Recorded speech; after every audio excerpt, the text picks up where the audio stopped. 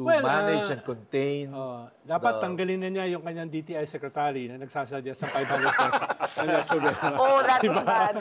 Nag-double down pa, di ba? Sabi ko, ano pa naman itong mga to? Di ba nire-realize yun? Sa bad. Meron ka ng pang-headline. Clarification was not a good idea. So, hindi pala flood control yung pinaka-angkla ng survival dito. Di ba? Konektado pa rin.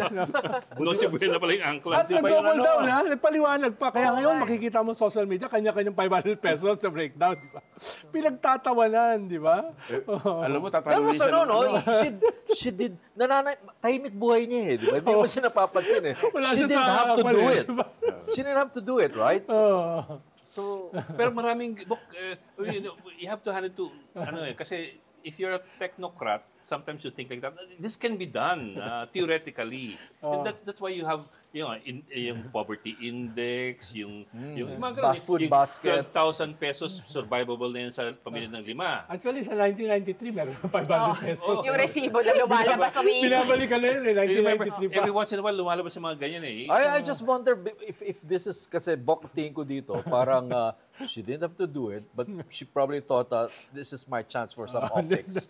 for some good optics. That the irony is, she thought she would get good optics out of this. She will forever remember every Christmas time. Alam mo, Show pa lang ni Manny Mogato yung 500 na yun eh. Tsaka special mommy lang na yun eh. Doesn't even go far and fast.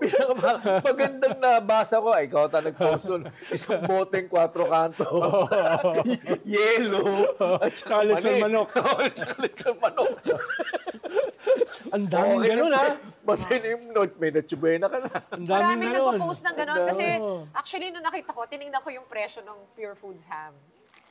600. 600 plus. 630 yata. Eh, ang minimum wage per day is 695. Per day. Di ba? Buti pa yung Makati, Bok. Nagbigay na ng ng mga pamaskong handog.